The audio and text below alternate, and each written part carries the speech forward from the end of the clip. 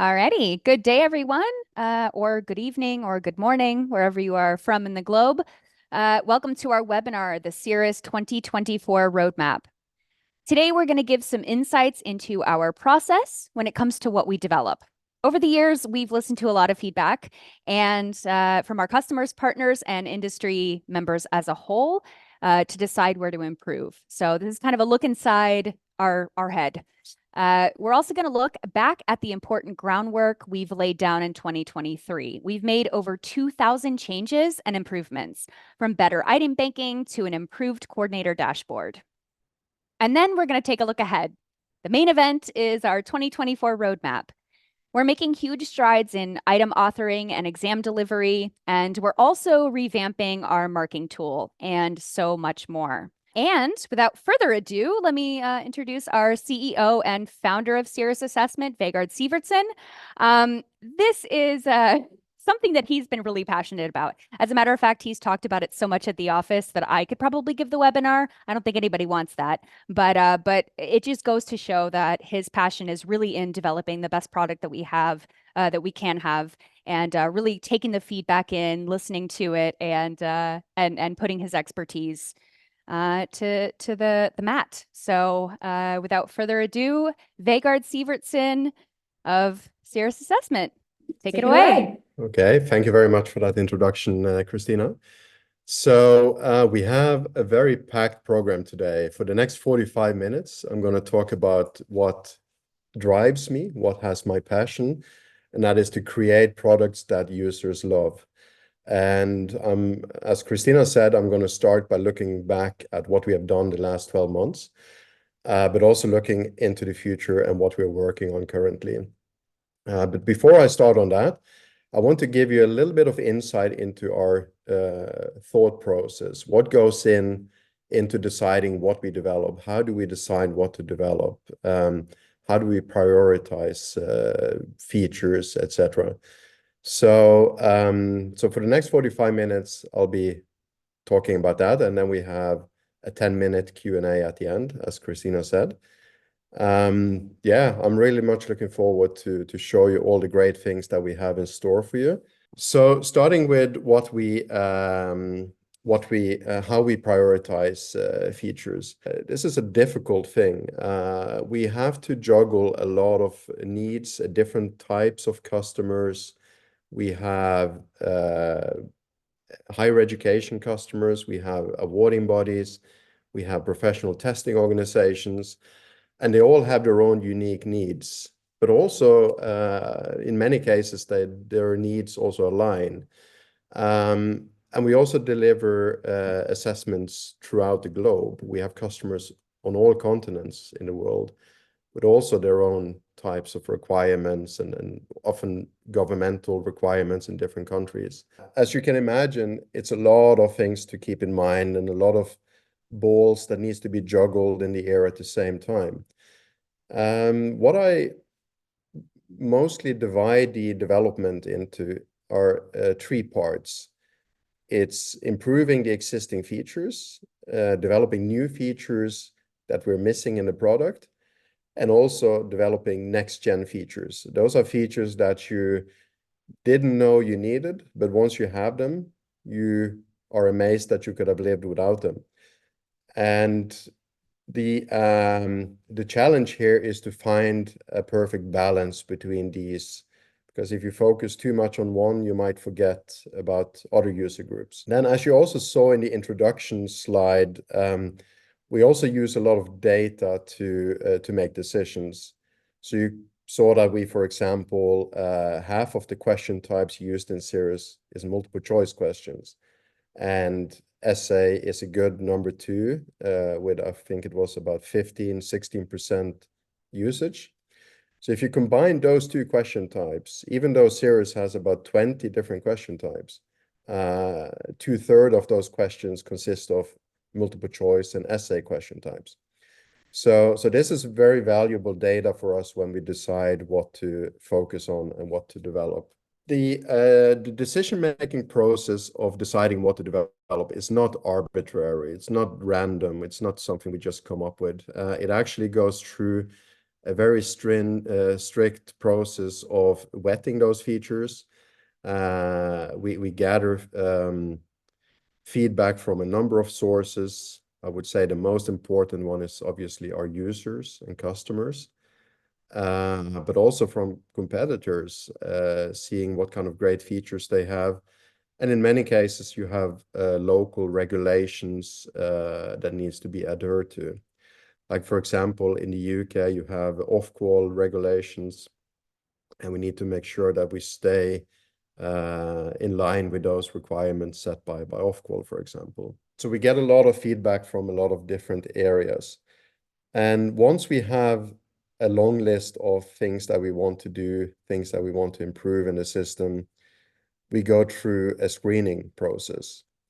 In this one, I would say the most important thing is, will it still enable or make sure that the product stays user-friendly? User-friendliness is at the core of everything we do at Cirrus. When we develop a new feature, we always ask ourselves, will the product become more or less easy to use?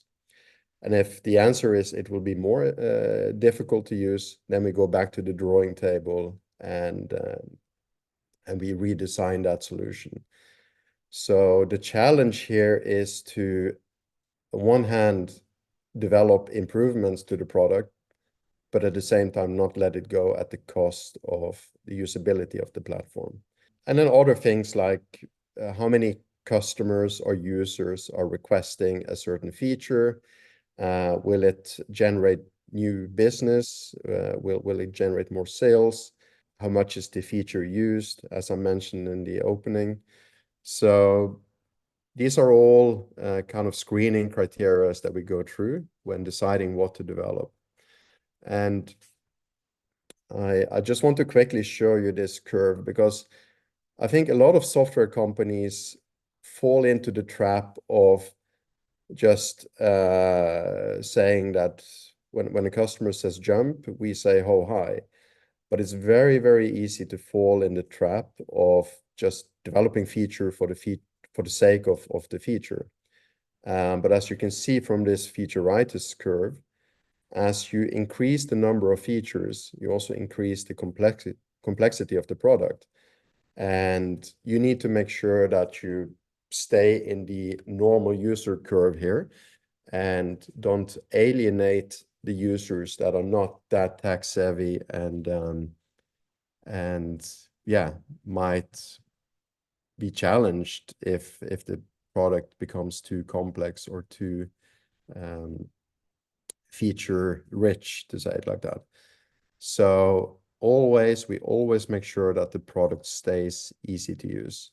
And I'm going to show you a couple of examples later in the presentation on concrete cases where we have actually done this in the product, where we've looked at the features and simplified the feature to make it more accessible for the normal user. So the last 12 months, I would say that since the inception of Cirrus, we have never had so many improvements. We have never done so much things in the product as we have done in the last 12 months. It's been amazing. It's been like a tsunami of improvements. And this has only been made possible due to our extremely talented product team.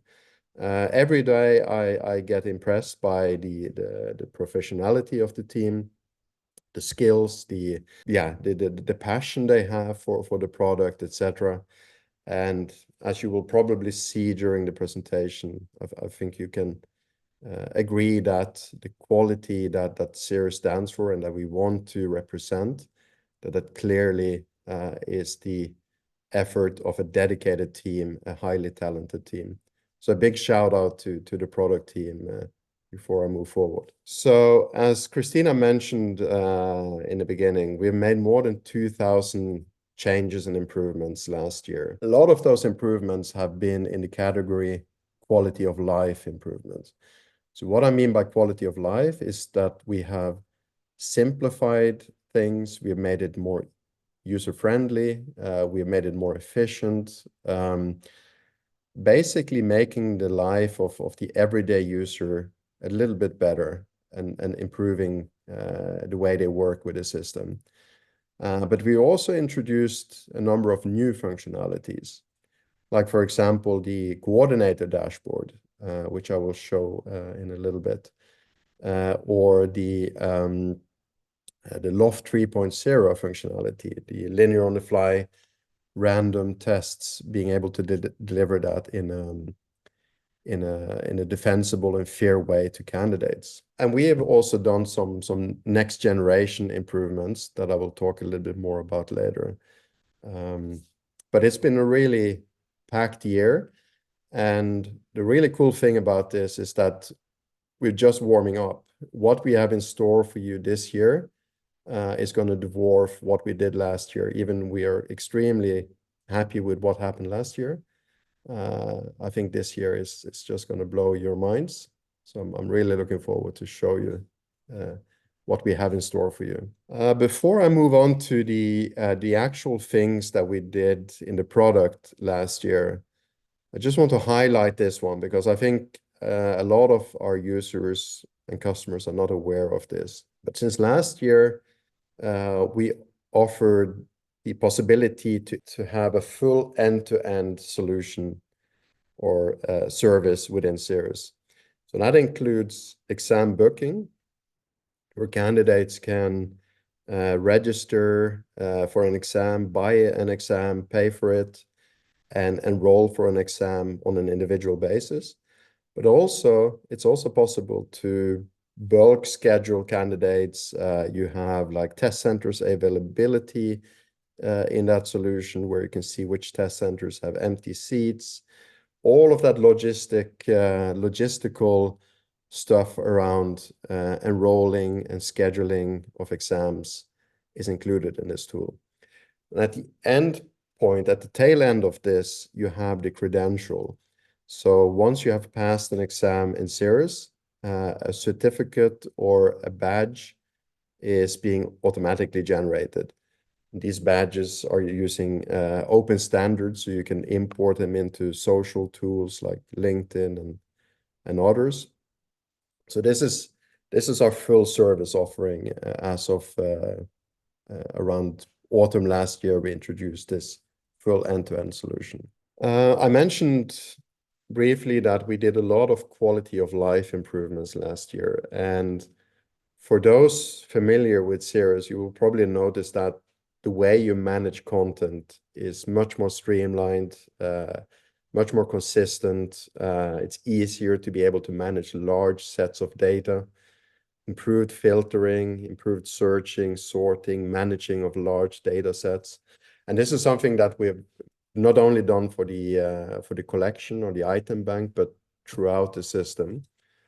And I think that users that work with large data sets, they're really appreciating this. Coordinator dashboard. So let me just briefly, for those of you not familiar with Cirrus, the coordinator in Cirrus is the person that sets up the marking workflow and assigns markers to scripts. And this is obviously only relevant for the human marked assessments, where you have questions that needs to be human marked. But a gap in that functionality for the coordinator was the ability to monitor the progress of the individual markers. So to actually be able to see who has done what and what is their progress, and then take action accordingly. So this is a great way for the coordinator to keep track of everything going on in marking. This is a really nice improvement to the platform. This one is another one I want to talk a little bit, because this is very dear to my heart, and it is truly at the core of what I believe. So what we have done with forms is that we have introduced something called psychometrically balanced linear on the fly test forms. And I know that this is a tongue twister. I'm not expecting anyone to say that 5 times fast after each other. So we just dubbed it Loft 3.0. What this basically allows you to do is to create random forms. So every candidate will get a unique set of questions, but there will all be a balance. So if I, as a candidate, gets a set of questions, that will be comparable to the next student getting a different set of questions. And this is, of course, very important when it comes to defensibility of the test forms, and making sure that they're fair and unbiased. And why have we done this? Why did we develop this functionality? Now, first and foremost, because cheating and content theft is a huge problem. And traditionally, you create an assessment, every candidate will get the same questions. And once that assessment has been released to the candidates, it's a big chance that that content will leak out one way or the other. So you cannot really reuse that assessment. But by using Loft 3.0, the system will automatically generate a unique test form for each individual candidate, making sure that it's valid and reliable and all of that that comes with high stakes testing. And this is, for example, perfect in combination with a booking tool where candidates can enroll anytime, anywhere for an exam. The system will generate an assessment for you. And at the end, a badge or a certificate will roll out. So I'm very, very proud of this new improvement that we made. To kind of conclude on that whole fair and defensible test forms, we also introduced something called ANGOF. It's a method for defining the difficulty of the questions, but also to set the cut score or the percentage to pass. So what ANGOF does, if you use that to set the cut score, is basically that the cut score is dynamic. If I got a difficult exam, I will have a lower cut score or a lower percentage to pass than if someone got a more easy form. So the cut score is dynamically based on the difficulty of the assessments. So really cool, I would say. Yeah, and the last thing I just want to highlight is the invigilation dashboard. This one is something we've had for quite some time, but we have made numerous improvements to this one to make it easier to manage large cohorts of candidates where you might have hundreds or maybe thousands of candidates, and being able to monitor them in real time and interact with them, sending messages to them, pause the exams, etc., has been greatly improved. Yeah, so these are just a few of the changes that we made last year. And yeah, I will not go into every one of the improvements we made, because then this webinar will last until tomorrow. So I think we will just move on to the what's coming in this year, which is also extremely exciting. Before I start with that, I want to mention that our roadmap is more of an open statement of the direction that we're moving with the product. It's more like a strategic direction of the product.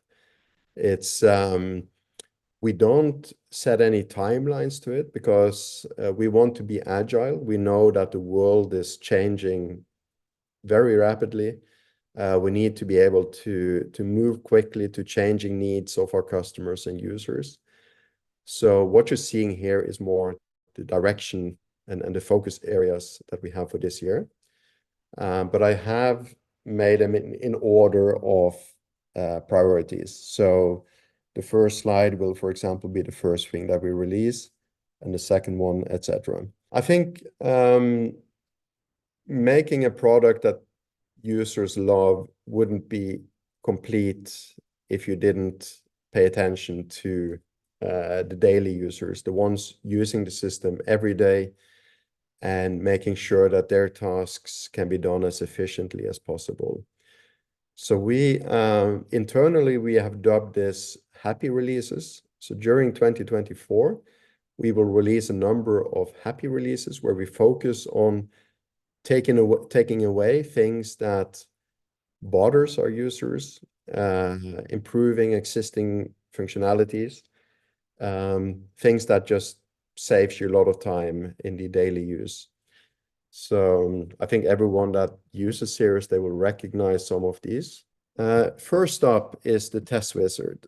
This one is actually right around the corner. We're releasing it next week. And as I mentioned in the beginning, Cirrus has always been about easy for beginners, advanced for experienced users. This is at the core of what we do.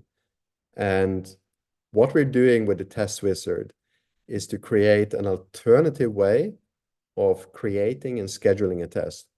So straight from your collection or your item bank, you're able to open the test wizard, and in 4 easy steps, you can create and schedule an assessment.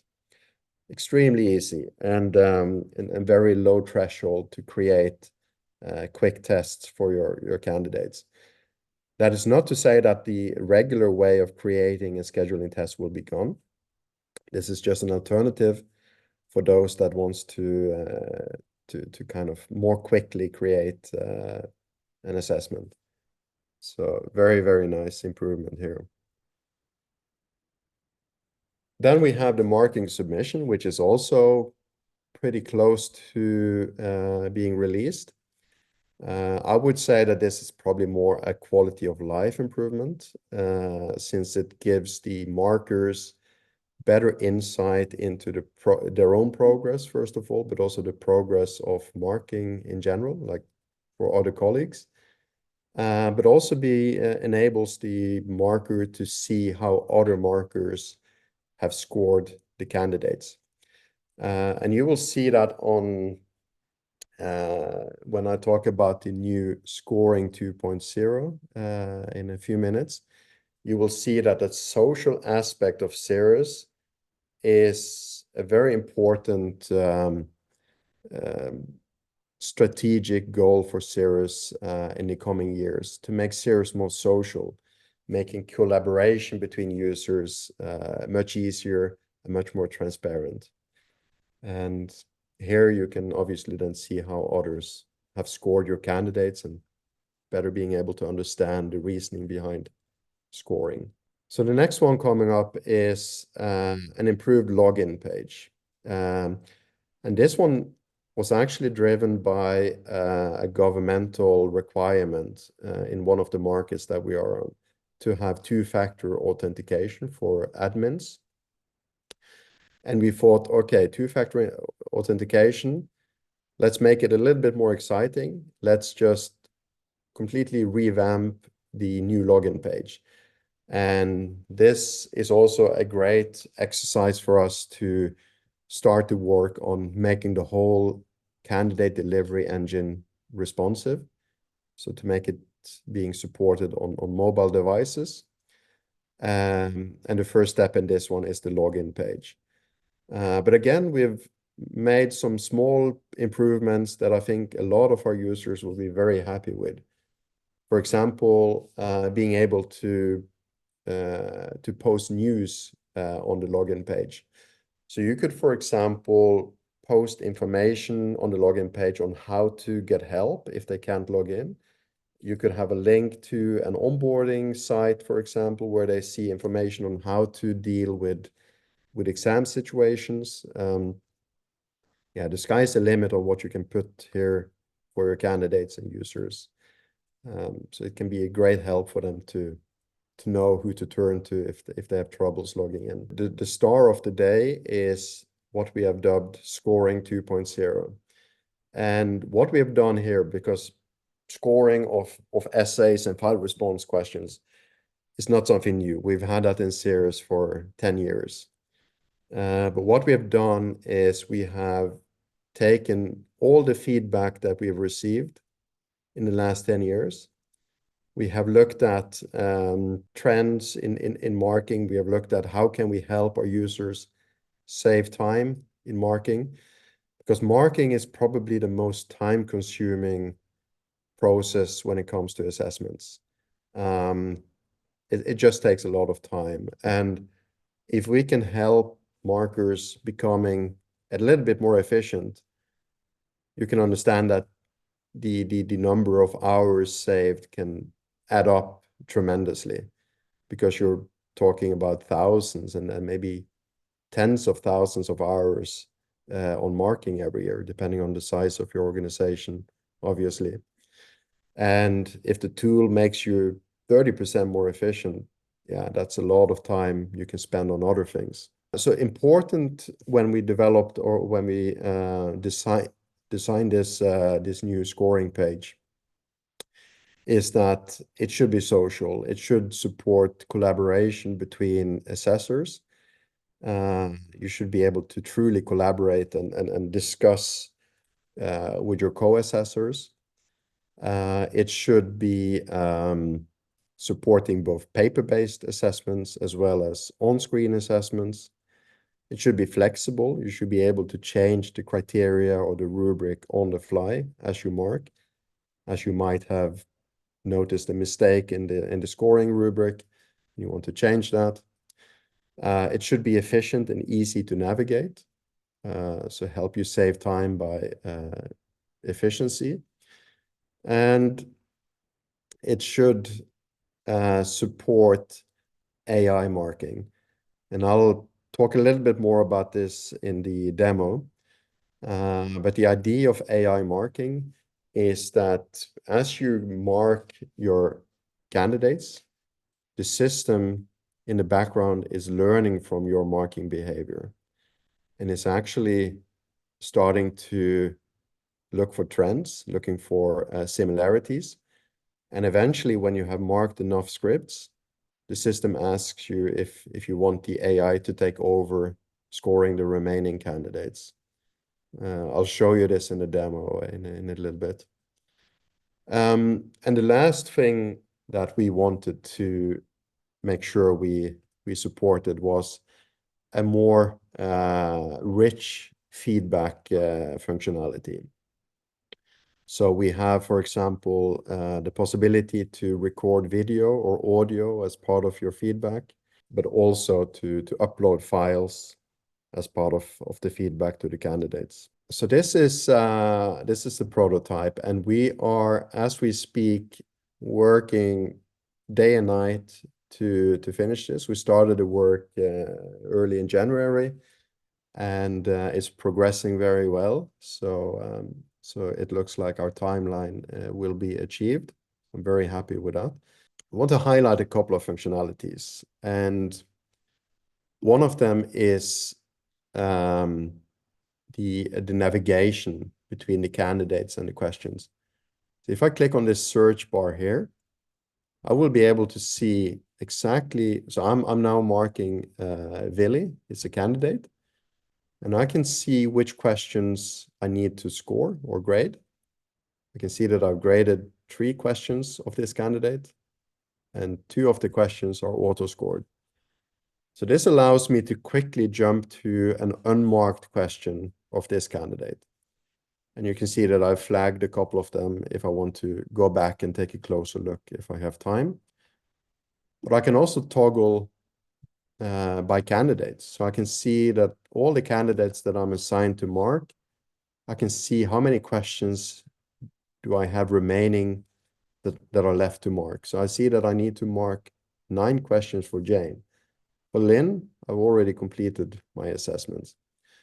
So this is a great way to quickly see how far you have come, quickly jump to any candidates or questions that you need to score. One of the things that we have supported for some time now is rubrics marking. So be able to, on a more granular level, grade each question. And this one will remain the same as we already have it, but we will make some changes to this one. And that is to be able to edit the rubric or the criteria. So if I, for example, want to add another criterion, or if I want to remove one, or I want to change the total score of a certain criterion, I can do that on the fly.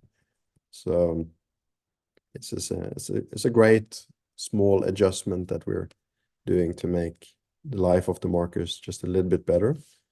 Also, I mentioned the social aspect of this. And as you start annotating and commenting on a question, all the comments will be collected in one convenient overview where you can toggle between comments and annotations only visible for markers.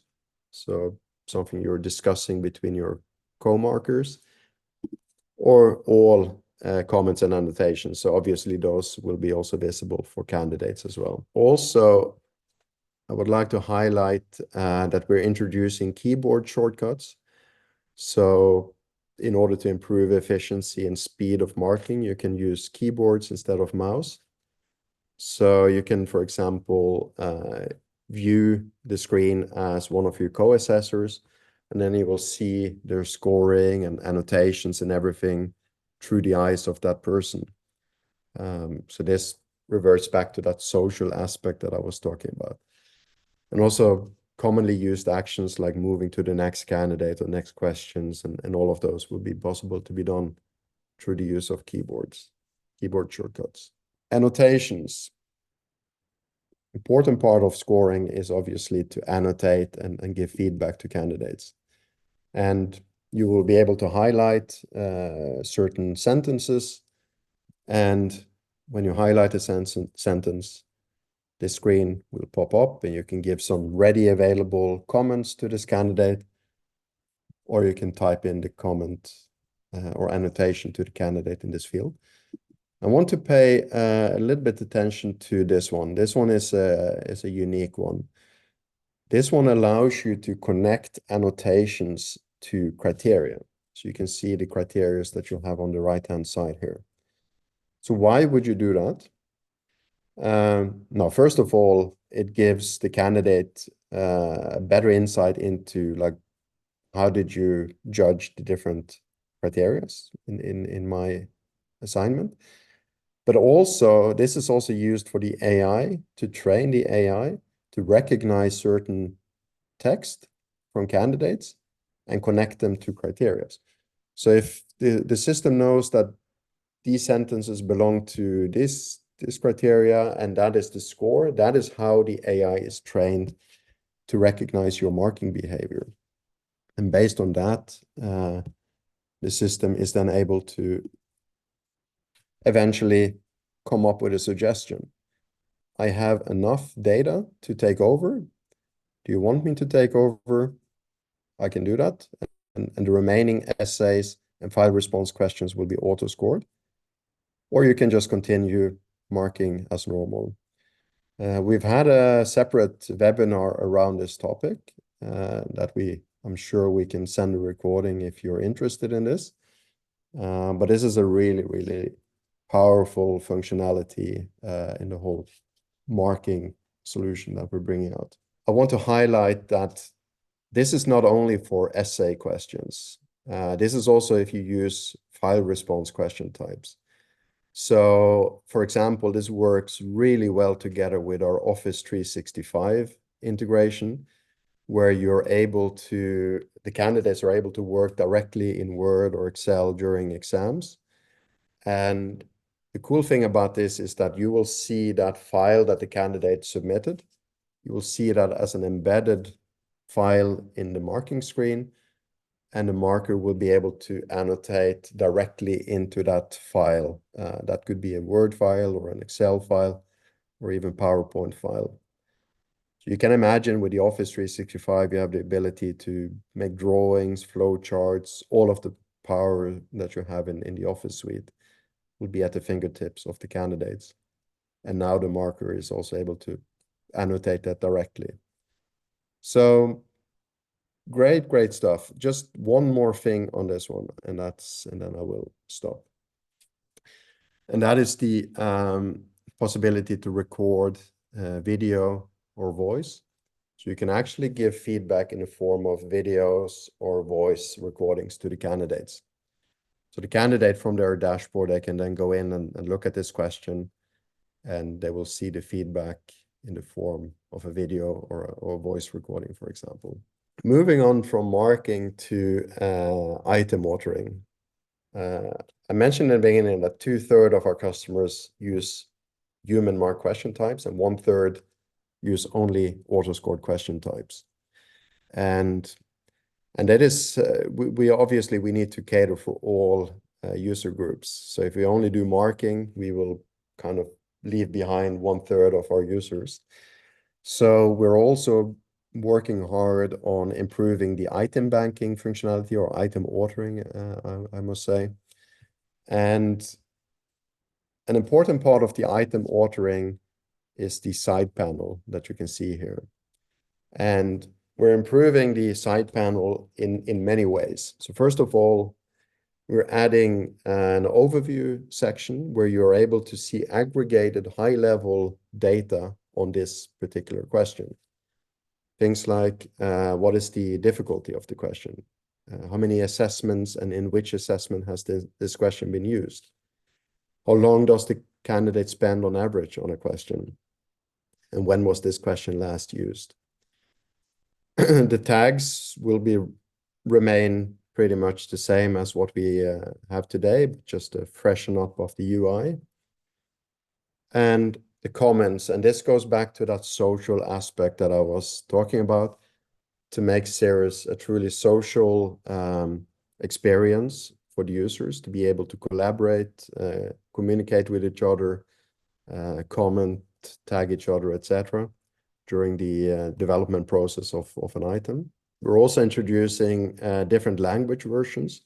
So you can create the same question in different languages, and without the need for creating a different assessment for each language.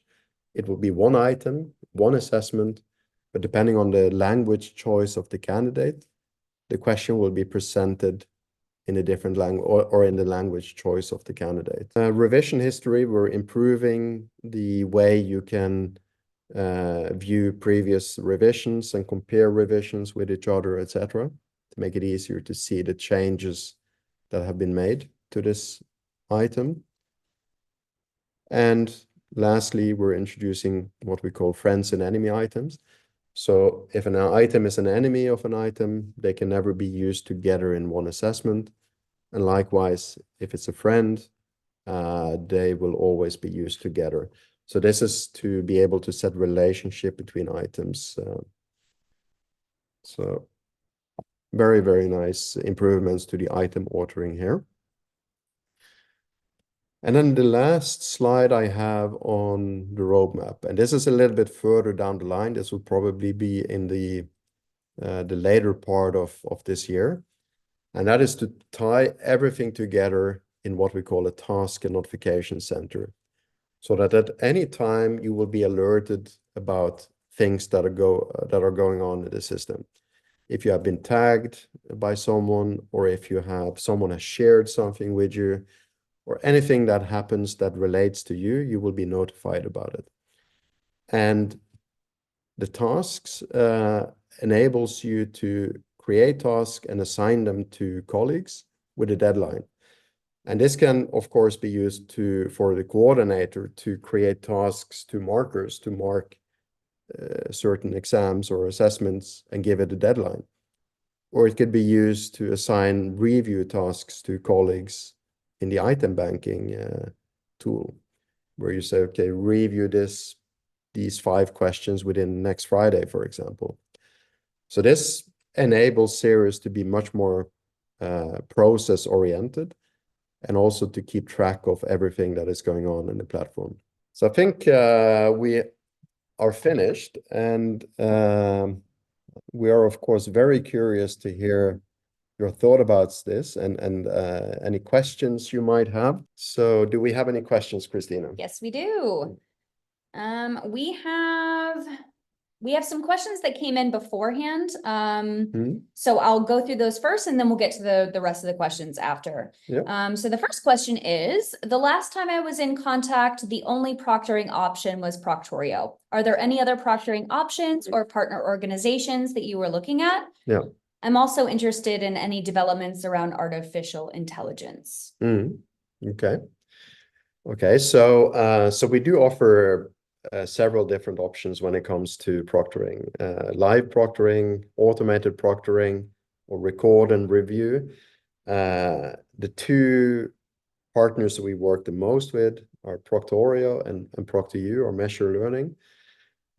So they offer both live proctoring and automated proctoring, AI proctoring, and record and review proctoring. So it should be options for everyone in that pool. Yeah. And just one note on that, we also have IMS LTI 1.3 support. So it's also possible to connect other proctoring solutions other than the one I mentioned using the LTI connector. Also, do we have any developments around artificial intelligence? I think you kind of answered that. Yeah. So I obviously AI is a big part of this new scoring or grading functionality that we're working on. We're also looking at how to embed AI into the item banking to automatically or use AI to generate item banks or questions in the item bank. So those are the two main things that we're currently looking into, or the first one we're actually working on. And the second one is we're investigating. Yeah. Okay. And we have another one that came in beforehand. How about learning analytics? Statistics to analyze results and improve questions/tests, and your roadmap about learning analytics. Yeah, this is a very interesting question, and everyone at the office, they know that I'm a data freak. I love data. As the big Lebowski said, I was into data before it got big. And also, like Steve Jobs said, we have an app for that.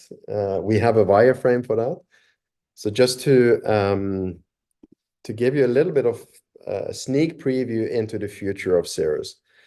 And the thing about reports and data is that you can never get enough of it. And if we will continue to be in the lead of all the data, all the reports presented in the system, it's going to be a never-ending story, because the needs of our customers, we can never satisfy all the data needs of our customers. So what we want to do instead is to give the data, open up the data for our users, to allow our users to create their own data, create their own reports, do data mining, as they call it, to basically make their own queries and create what you see here on the screen, a report dashboard. You can create multiple report dashboards. You can, for example, create a management report dashboard that you show to your managers. You can create an item banking report that you show to your psychometricians. And you can share these dashboards with people outside of your organization. It will generate a link that everyone can view, even without access to the platform. So this is where this is more our long-term vision on data representation, basically allowing our customers to delve into and get the data out and get it in a nice, presentable way on a dashboard. Nice. Yeah. Okay. Thank you for your questions ahead of time. And now we'll dive into all of the questions that we're getting now. Random forms look great. The only issue I have with this is the BART enemy questions might be included in the same test, i.e. a question that gives away the answer to another. You kind of touched on that a little bit with friends and enemies, but maybe you could expand on that a little bit.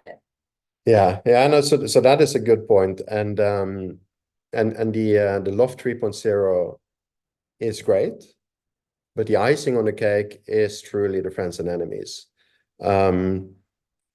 I'm not saying that Loft 3.0 cannot be used without friends and enemy. It just tops it off. And this is obviously something that we have in store for this year. So that kind of completes that whole random test form, balanced, reliable, and valid. So suppose I have a feature and I'd like and it's not a part of your roadmap. Is there an option to co-develop that? Yeah, no, good question.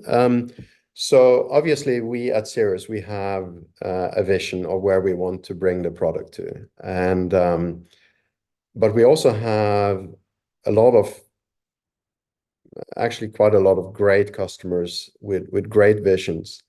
And that is, I love when that happens, when customers that have a great vision, they come together with us and we sit down and we develop solution to their challenge in partnership. And we have done that with a number of functionalities, like the Office 365. We have done several improvements to the blueprint, to test creation, to reporting, to programming question types, really authentic question types that we've developed in partnership with our customers. We call this accelerated roadmap. So basically, it allows customers that cannot wait for a feature to get an express pass, and they co-sponsor the development, and we make sure that we scale up the team accordingly and prioritize that. Yeah. So that is definitely a possibility. Good to know. Awesome. Thank you. We have a question. Can you speak to the security of candidate information, where it's stored, how, and for how long? You said Canada? Candidate. Oh, candidate. Yeah. Okay. Yeah, so first of all, we're hosting on Amazon Web Services, and we have hosting locations around the globe, from Australia to Singapore to Europe and the Americas. And that is basically to make sure that we comply to local regulations where data cannot leave certain regions. We are ISO 27001 certified, so we are under strict regulations when it comes to data privacy and how we handle data. Obviously GDPR compliant, which is probably the world's strictest privacy regulation, I would say. It's kind of like the gold standard of privacy and data protection. And that is something that we fully adheres to. Other than that, I can say that we're dealing with highly sensitive data. I mean, we're talking about exam data, results data, and we use military grade encryptions. We use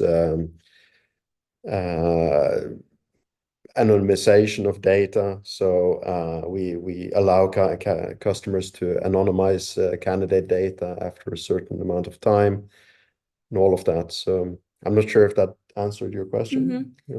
I think so. Well, there was another one. How long do we store the data? Yeah, so we don't delete data. That is, the customer is the owner of the data. So if they want us to delete it, we do that, but we don't delete it ourselves because we're not the owner of the data. So that is important to emphasize.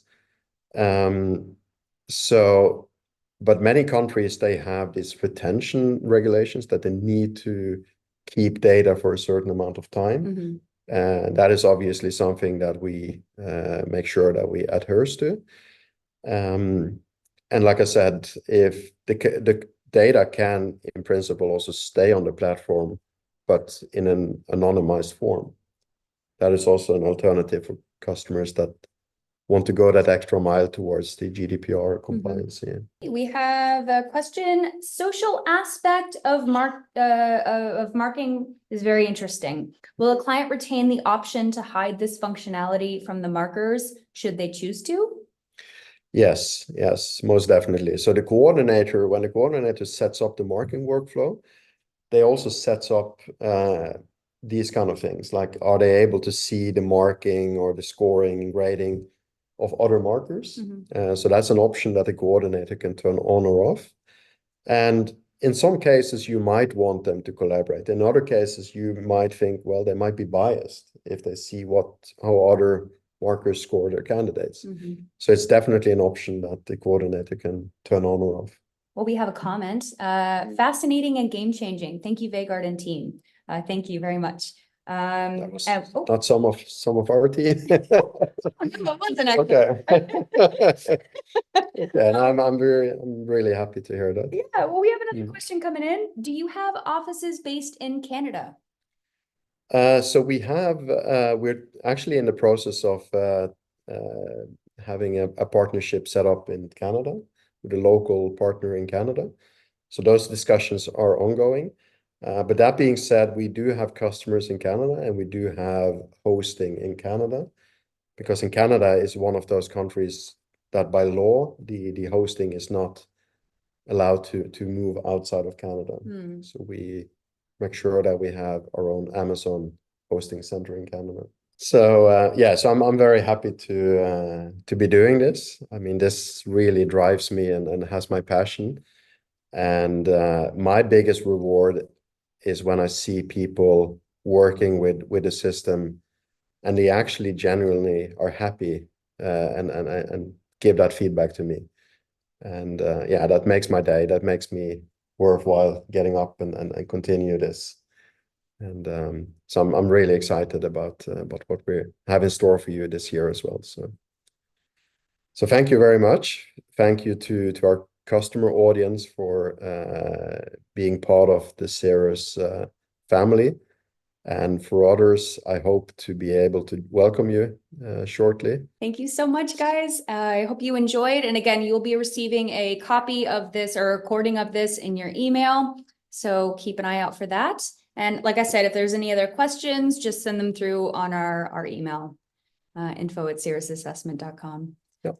Thank you so much. Okay. Bye. Have a good day.